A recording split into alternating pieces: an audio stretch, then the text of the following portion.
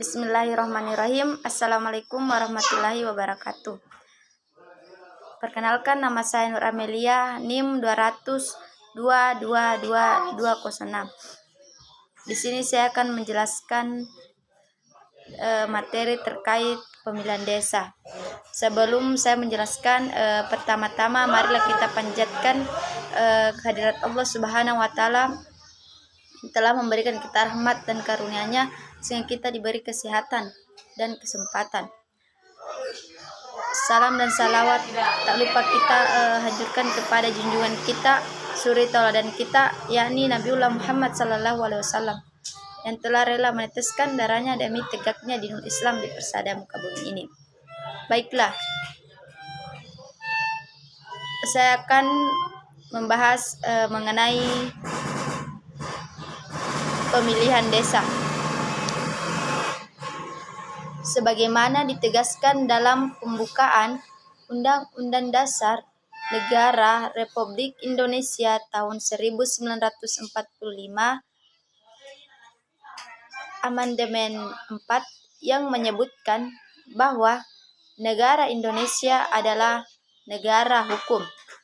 Negara, dengan kata lain, Konstitusi Undang-Undang Dasar 1945 telah menempatkan hukum dalam posisi yang tertinggi dan menentukan dalam sistem ketatanegaraan pemerintahan Indonesia. Prinsip negara hukum dilihat dari aspek pelaksanaan hukum yang mengandung arti segala tindakan pemerintah dan tindakan masyarakat harus selalu dengan hukum yang berlaku, maka setiap tindakan pidana yang terjadi seharusnya diproses melalui jalur hukum. Jadi, hukum dipandang sebagai satu-satunya cara menyelesaikan terhadap suatu tindakan pidana. Konsep negara hukum yang berkedaulatan rakyat pada intinya mengandung dua dimensi, yakni satu, dimensi kedaulatan hukum yang menghendaki seluruh aktivitas kehidupan ketatanegaraan harus tunduk pada hukum. Hukum harus menjadikan landasan bagi sikap tindakan negara atau asas legislatif. Kedua, dimensi kedaulatan rakyat yang menghendaki rakyatlah yang memegang kekuasaan tertinggi di dalam negara dan menentukan aturan main melalui perangkat-perangkat hukum yang ada. Berdasarkan dua dimensi tersebut, di atas kedaulatan negara kesatuan Republik Indonesia, selanjutnya disebut negara kesatuan rakyat Indonesia adalah berada di tangan rakyat dan dilaksanakan menurut Undang-Undang Dasar. Hal ini terdapat dalam ketentuan pasal 1 ayat 2 Undang-Undang Dasar Negara Republik Indonesia tahun 1945. Kedaulatan di tangan rakyat dan dilaksanakan menurut Undang-Undang Dasar Negara Indonesia sebagai negara hukum, sebagaimana juga tercermin dalam Undang-Undang Dasar 1945, maka dalam penyelenggaraan pemilu yang tercermin di dalam pasal 22 ayat 1 Undang-Undang Dasar 1945, pemilihan umum dilaksanakan secara umum, bebas, rahasia, jujur, dan adil setiap 5 tahun sekali. Pemilu merupakan salah satu bentuk dan cara yang paling nyata untuk melaksanakan demokrasi sebagai perwujudan kedaulatan rakyat. Maka rakyat melalui pemilihan umum akan memilih pemimpinnya. Jika demokrasi diartikan sebagai pemerintahan dari oleh dan untuk rakyat, sehingga cara rakyat untuk menentukan pemerintahan itu dilakukan dengan pemilu. Melalui pemilu yang diselenggarakan dengan luber, langsung, umum, bebas, dan rahasia, dan jujur dan adil. Secara tidak langsung, rakyat dapat melakukan sirkulasi pergantian pemerintahan dengan jalan damai tanpa merusak tatanan dan aturan main yang sudah disepakati bersama. Bagi bangsa-bangsa yang beradab, pemilu sebagai sebuah instrumen bagi pembentukan modern dan demokratis, karena mereka percaya bahwa melakukan atau melalui pemilu itu suksesi pemerintahan dapat berjalan dengan mulus dibandingkan cara-cara dan tindakan kekerasan massal yang lebih mengedepankan radikalismenya. Sebagaimana menurut Undang-Undang Nomor 3 Tahun 1999 tentang Pemilu sebagai sarana pelaksanaan kedaulatan rakyat dalam Negara Kesatuan Republik Indonesia yang berdasarkan Pancasila. Dalam Undang-Undang 1945, pemilihan umum di Indonesia diadakan setiap 5 tahun sekali yang telah berlangsung sejak tahun 1955. Pemilihan umum diselenggarakan secara demokratif dan transparan, jujur, dan adil dengan mengadakan pemberian dan pemungutan suara secara langsung dan umum, bebas, dan rahasia. Kemudian setelah sukses bangsa Indonesia menyelenggarakan pemilu tahun 2014 secara langsung, maka disusul dengan pemilihan di tingkat lokal, yakni pemilihan kepala daerah, pilkada secara langsung. Pemilihan umum hampir tidak mungkin dilaksanakan tanpa kehadiran partai-partai politik di tengah-tengah masyarakat. Keberadaan partai juga merupakan salah satu wujud nyata pelaksanaan asas kedaulatan rakyat. Sebab dengan partai-partai politik itulah segala aspirasi rakyat yang berkedaulatan berada di tangan rakyat. Maka kekuasaan harus dibangun dari bawah. Bentuk-bentuk partisipasi dapat berupa pemberian suara dalam pemilihan umum. Di sini masyarakat turut serta memberikan atau ikut serta dalam memberi dukungan secara kepada calon atau partai politik. Partisipasi lainnya adalah dalam bentuk kontak atau hubungan langsung dengan pejabat pemerintahan. Begitu pula dalam pemilihan kepala desa dengan berlakunya peraturan pemerintahan PP Republik Indonesia Nomor 72 Tahun 2005 tentang desa. Desa telah menciptakan suasana baru dalam proses pilkades dan tidak dapat dipungkiri bahwa keterlibatan masyarakat dan bangsa dalam sistem pemilihan kepala desa pilkades telah menambah semaraknya mereka di dalam mengembangkan kehidupan berdemokrasi. Tampaknya keinginan untuk memberikan pendidikan politik dalam kehidupan demokrasi inilah yang melatar belakangi lahirnya PP tersebut di atas pemilihan kepala desa atau pilkades. Dalam suatu pemilihan kepala desa, secara langsung warga desa setempat dan dilantik oleh bupati atau wali kota.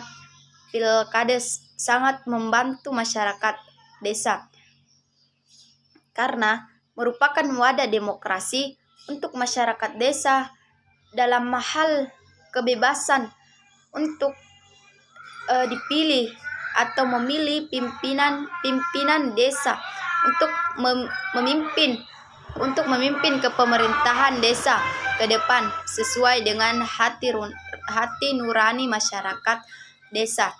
Atau akan tetapi dalam demokrasi tingkat paling bawah tidak dimungkinkan terjadi pelanggaran politik uang. Seperti apa yang dikatakan oleh Rias Rashid, penggagasan otonomi daerah, bahwa politik uang seperti tersamarkan, hanya terdengar suara, namun untuk membuktikan siapa yang melakukan sangatlah sukar. Karena bagaimanapun si penerima uang dari calon yang akan dipilih tidak akan berani untuk buka mulut disebabkan adanya undang-undang yang mengatur si pemberi dan si penerima sama-sama melakukan korupsi dan diancam dengan hukuman penjara. Oke, lanjut. Pada zaman dahulu tidak ada politik uang dalam pemilihan kepala desa. Penentuan pilihan seseorang banyak dipengaruhi oleh kekerabatan dan hubungan emosional lainnya. Pada masa itu belum banyak orang yang berpendidikan sehingga model-model kampanye visi dan misi belum dikenal. Biasanya calon yang terpilih adalah orang yang dianggap tertua atau orang yang berwibawa yang mempunyai karisma di desanya. Pada masa reformasi terjadi perubahan besar-besaran dalam proses pemilihan kepala desa. Politik uang atau money politik adalah pemberian uang atau barang atau fasilitas tertentu dan janji kepada para orang-orang tertentu agar seseorang dapat dipilih, misalnya menjadi kepala daerah, wakil kepala daerah. Ada banyak cara politik uang dilakukan oleh para aktor pilkada.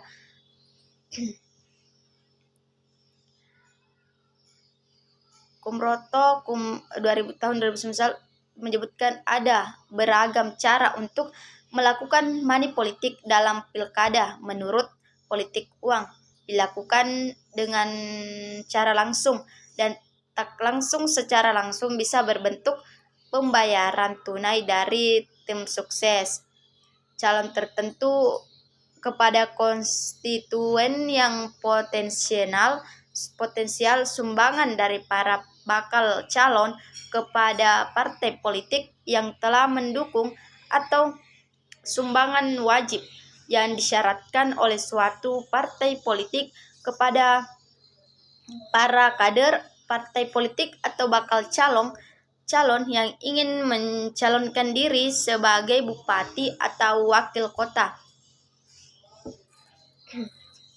Secara tidak langsung, politik uang dapat berbentuk pembagian hadiah atau door prize, pembagian sembako kepada sebagian para calon, bahkan tidak dapat menghitung secara persis berapa yang mereka telah habiskan untuk sumbangan, hadiah, spanduk, dan sebagainya.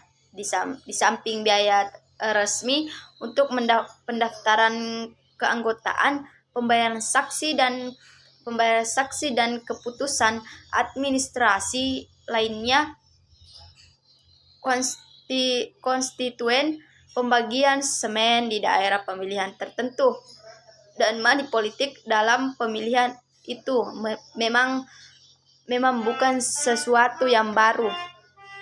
Politik uang atau money politik sudah ada dalam pemilihan kepala desa, pilkades.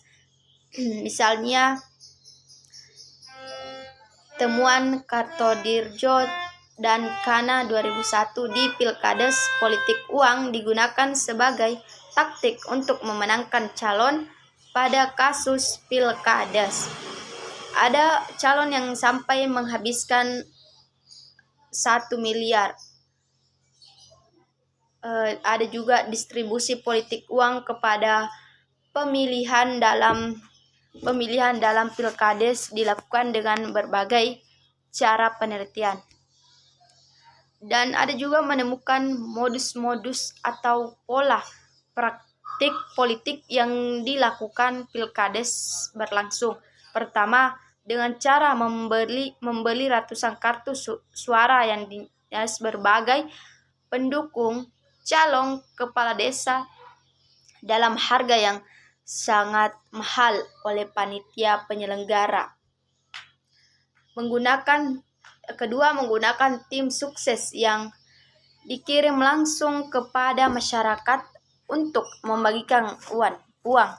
Ketiga, serangan fajar. Keempat, pengelontaran uang besar-besaran secara sporadis oleh pihak di luar kubu calon kepala desa, yaitu bandar atau pemain judi.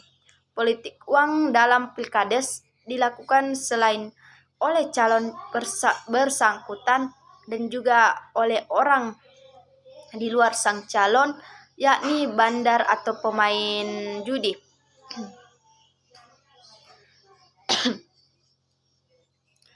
Perilaku politik uang dalam konteks politik sekarang sering kali diatasnamakan sebagai bantuan atau lain-lain. Bergeseran istilah politik uang ke dalam istilah moral ini secara tidak langsung menghasilkan perlindungan secara sosial melalui norma kultural masyarakat yang memang membiasakan tindakan itu terjadi tatkala masyarakat telah menganggapnya sebagai tindakan lumrah, maka kekuatan legal hukum formal akan kesulitan untuk menjangkaunya, karena itu dibutuhkan kerangka kerja tasfir untuk memahami setiap makna yang tersimpan di balik perilaku politikal behavior, sehingga dapat memudahkan dalam pemisahan secara analitik antara yang serat dan nuansa suap dan pemberian dalam arti sesungguhnya sebagai bantuan. Kesulitan pengambilan persepsi yang tegas di kalangan pemimpin masyarakat cukup membingungkan masyarakatnya. Ketika beberapa akamawan menyatakan bahwa politik uang itu haram, penilaian beberapa agamawan yang lain tidak se-ekstrim itu. Menteri Agama Malik Fajar, seperti yang dikutip oleh Ismawan dalam Money Politik, pengaruh uang dalam pemilu, tidak mau secara tegas mengatakan hukum praktik money politik haram. Dia mengaku sulit mengatakan bahwa hukumnya dengan dalil-dalil yang jelas berkaitannya langsung dengan soal ini. Az-Zumarni menjelaskan bahwa suap riswah berarti tidak hanya korupsi konvensional tetapi mencakup juga korupsi lainnya. Pencurian bahkan perampokan masuk di dalam undang-undang terbaru yang mengatur tentang tindakan pidana korupsi dalam Undang-Undang Nomor 20 Tahun 2001 tentang perubahan atau Undang-Undang Nomor 31 Tahun 1999 tentang pemberantasan tindak pidana korupsi yang kemudian disusul dengan lahirnya Undang-Undang Nomor 30 Tahun 2002 tentang Komisi Pemberantas Tindak Pidana Korupsi. Praktik money politik dalam sejarah Indonesia diantaranya diatur dalam Undang-Undang Nomor 10 Tahun 2001 dan Undang-Undang Anti Korupsi atau Undang-Undang Pemberantas Tindak Pidana Korupsi. Misalnya tindak pidana suap adalah bagian dari tindakan pidana korupsi. Dalam Islam pun tidak hanya merupakan sistem kepercayaan dan sistem ibadah, namun juga ke masyarakat sehingga lebih tepat disebut sebagai way of life, cara bermasyarakat bagi pemeluknya. Aspek kemasyarakatan ini terutama dalam bentuk seperangkat dalam hukum yang merupakan komponen penting dalam mengatur kehidupan bermasyarakat dan bernegara. Tujuan hukum Islam secara global adalah selaras dengan risalah Nabi Muhammad SAW,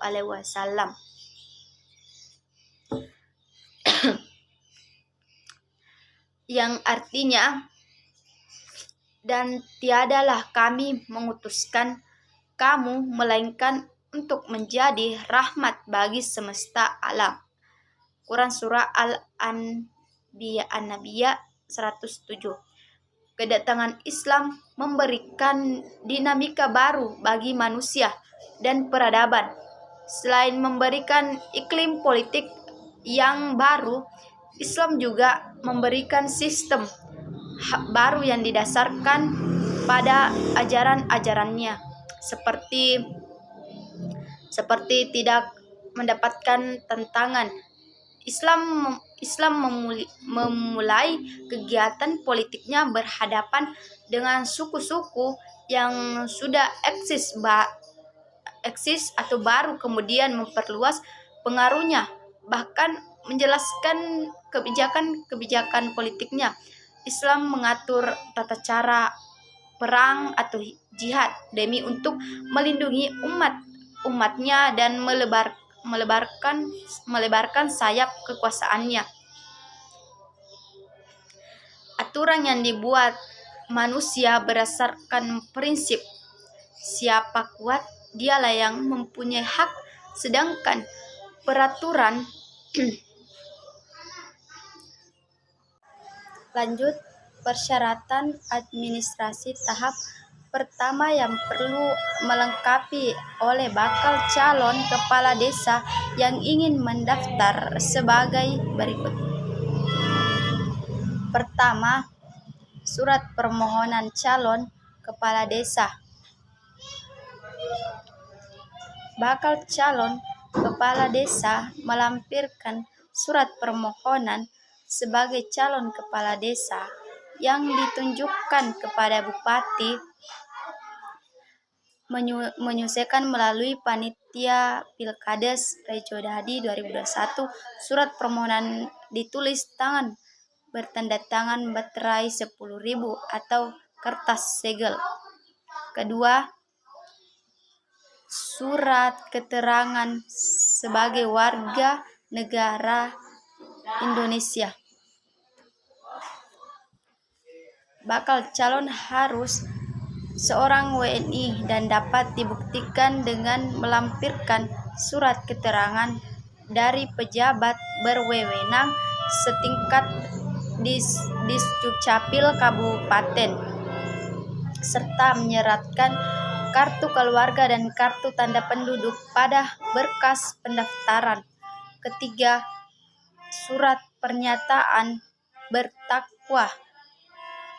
Bakal calon kepala desa dengan sadar dan tanpa paksaan menyatakan diri bertakwa dengan dibuktikan melampirkan surat pernyataan bertakwa kepada Tuhan Yang Maha Esa yang dibuat bermaterai 1000 atau dengan kertas segel. 4. Surat pernyataan mengakui kedaulatan negara Kesatuan Republik Indonesia. Bakal calon kepala desa dengan sadar dan tanpa paksaan menyatakan diri memegang teguh dan mengamalkan Pancasila, melaksanakan Undang-Undang Dasar Negara Republik Indonesia tahun 1945 serta mempertahankan dan memperlihatkan keutuhan Negara Kesatuan Republik Indonesia dalam Bhinneka Tunggal Ika yang dibuktikan dengan surat pernyataan yang dibuat bermaterai 1000 atau kertas segel. 5. Ijazah dan STTB. Syarat pendidikan minimal bakal calon kepala desa adalah sekolah menengah pertama sederajat dan dapat dibuktikan dengan melampirkan fotokopi ijazah dan surat tanda tamat belajar STTB dari tingkat sekolah dasar SD sampai dengan tingkat ijazah terakhir yang dilegalisasi oleh pejabat yang berwenang.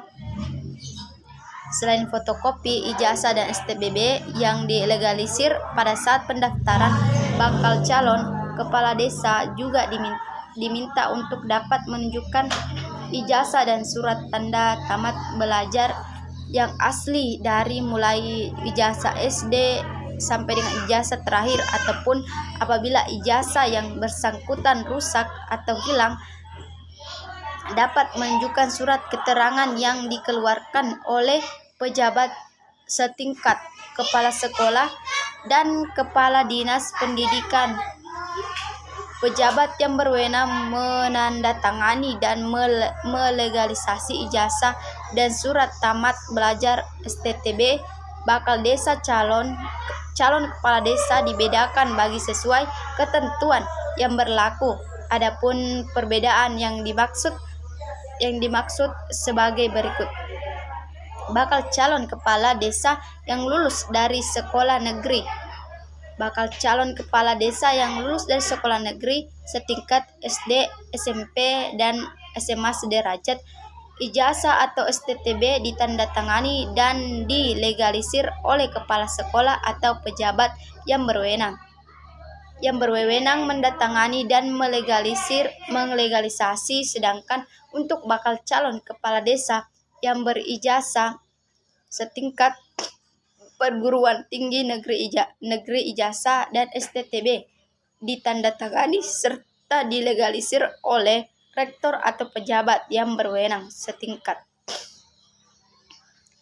Bakal calon kepala desa yang lulus dari sekolah swasta. Bakal calon yang lulus dari sekolah swasta setingkat SD, SMP, dan SMA sederajat, ijazah dan STTB ditandatangani dan dilegalisir oleh kepala sekolah, lalu diteruskan ke Dinas Pendidikan Kabupaten. Sedangkan bakal calon kepala desa berpendidikan setingkat pengurusan tinggi swasta, ijazah dan STTB cukup ditandatangani oleh rektor atau pejabat setingkat yang berwenang mendatangani dan menyelegalisir. Yang keenam, akte kelahiran. Bakal calon kepala desa berusia minimal 25 tahun saat mendaftar dibuktikan dengan lampiran fotokopi akte kelahiran yang dilegalisasi oleh kepala dinas Disdukcapil kabupaten atau pejabat yang berwenang. 7. Surat pernyataan bersedia dicalonkan.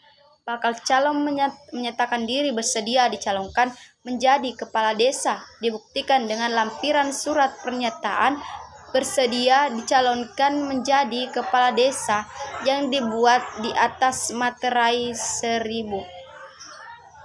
atau di kertas segel.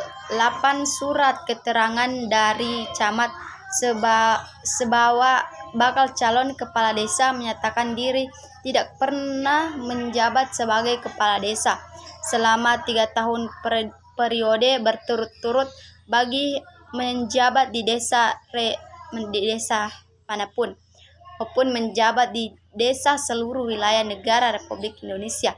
Surat keterangan yang dimaksud dikeluarkan ditandatangani oleh camat kecamatan.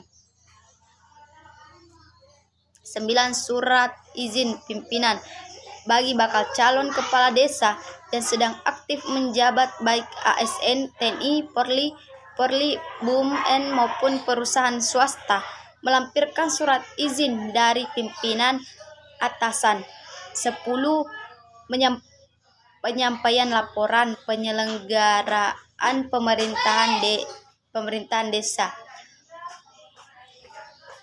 bagi bakal calon kepala desa yang di periode sebelumnya menjabat sebagai kepala desa wajib menyertakan laporan penyelenggaraan pemerintahan desa akhir masa jabatan. 11. Surat pernyataan bukan sebagai pengurus partai politik. Bakal calon kepala desa tidak diperkenakan menjadi bagian dari partai politik atau harus dalam keadaan non-aktif dari keanggotaan partai politik dan dapat dibuktikan dengan lampiran surat pernyataan pimpinan partai politik setingkat lebih tinggi bakal calon atau sesuai dengan ketentuan AD atau ART partai politik yang bersangkutan. 12. Surat pernyataan tidak akan mundur dari pemilihan.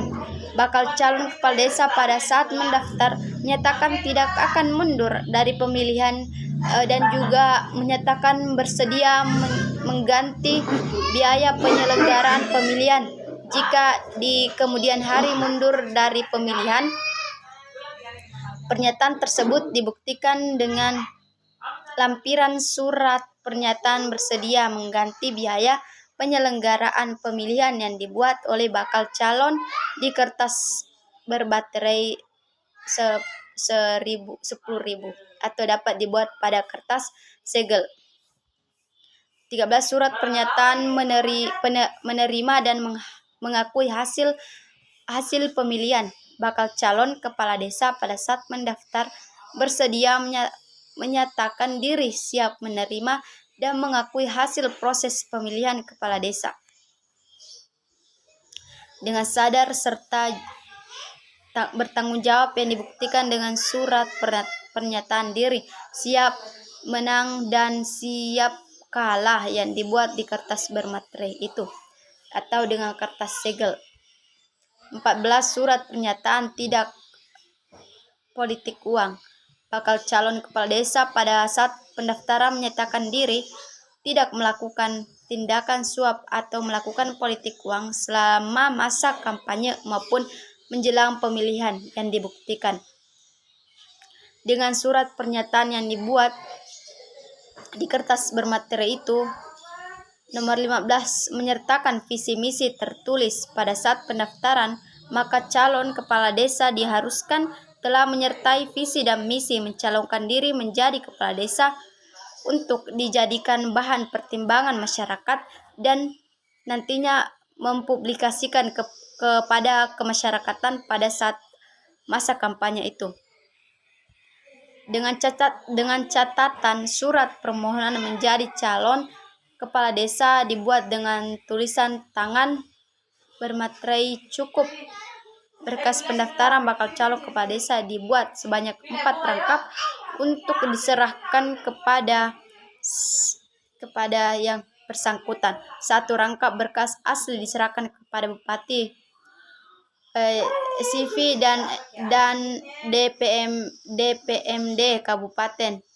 1. Rangkap berkas fotokopi diserahkan kepada tim pengawas kecamatan itu. Dan 1 rangkap berkas fotokopi diserahkan kepada tim pengawas di desa setempat. 1 rangkap berkas fotokopi diserahkan kepada panitia pemilihan kepala desa tersendiri itu. Kedua, banyak bentuk pesta demokrasi yang telah digelar dalam kehidupan politik kita sekarang pilpres, pilkada gubernur, pilkada bupati, dan pemilu legislatif. Tak ketinggalan adalah pilkades. Pilkades merupakan salah satu bentuk pesta demokrasi yang begitu merakyat. Tingkat desa ini merupakan ajang kompetisi politik yang begitu mengenang kalau dapat dimanfaatkan untuk pembelajaran politik bagi masyarakat. Dalam melaksanakannya, begitu mendetail keterkaitan antara pihak-pihak terkait dalam pelaksanaannya, sehingga perlu ketelitian dari tiap calon pemilihan dalam pemilihan calon pemimpin yang akan dipilih. Namun pilkades terasa lebih spesifik daripada pemilu-pemilu di atas, yaitu adanya kedekatan dan keterkaitan secara langsung antara pemilihan dan para calon, sehingga suhu politik di lokasi seringkali lebih terasa daripada saat pemiluan yang lain. Pengenalan atau sosialisasi terhadap calon pemimpin bukan lagi mutlak harus lagi penting. Para bakal calon biasanya sudah banyak dikenal oleh setiap anggota masyarakat yang akan memilih. Namun demikian, sosialisasi program atau visi misi seringkali tidak dijadikan sebagai media kampanye atau media politik yang baik. Kedekatan pribadi akan seringkali banyak dipakai oleh masyarakat untuk menentukan pilihannya. Di sini unsur nepotisme masih begitu kental membudaya. Demikian juga dengan kolusi. Hubungan baik dalam berbagai posisi juga banyak dijadikan sebagai unsur penentu hak pilih. Demikian juga dengan unsur money politik yang sering dijadikan iming-iming dorongan dalam pemilihan. Di sini pendidikan politik perlu dikembangkan, kerelaan berkorban untuk kepentingan desa yang juga merupakan bagian dari bangsa dan negara ini tentu perlu diwujudkan. Tidak semua pengorbanan harus diukur dengan kontribusi uang. Kalau misal budaya money politik ditingkatkan, desa bisa dikikis tentu sedikit demi sedikit ditingkatkan yang lebih atas hingga pemilihan presiden akan dapat diwujudkan proses pemilihan pelaksanaan pemerintahan yang jujur dan adil. Untuk mengantisipasi terjadinya penyebaran corona dalam pilkades serentak, pemerintah sudah menyiapkan protokol kesehatan baik protokol 3M, memakai masker, menjaga jarak, mencuci tangan, maupun melakukan 3T, tes, tracing, dan treatment. Yang keempat, bakal calon kepala desa dalam mengambil keputusan dan dalam menjadi kades. Memutuskan atau menjadi kepala desa adalah hak yang perlu dipikir panjang bagi seorang yang akan mencalonkan diri menjadi kepala desa. Dalam menjadikan kepala desa, seseorang harus dituntut untuk selalu berhasil dalam pengambilan keputusan dan kebijakan. Apabila terjadi problem dalam suatu desa, kepala desa ini harus yang paling utama melakukan tindakan. Oleh karena itu, sebuah desa membutuhkan calon kepala desa yang seperti itu. Pengambilan keputusan merupakan ilmu dan seni yang harus dicari, dipelajari, dimiliki dan dikembangkan pada diri seseorang. Cara seseorang pemimpin dan mengambil keputusan dalam kebijakan yang baik, dalam menguasai persoalan, dalam memutuskan sesuatu hal. Pemimpin pada menguasai persoalan terlebih dahulu,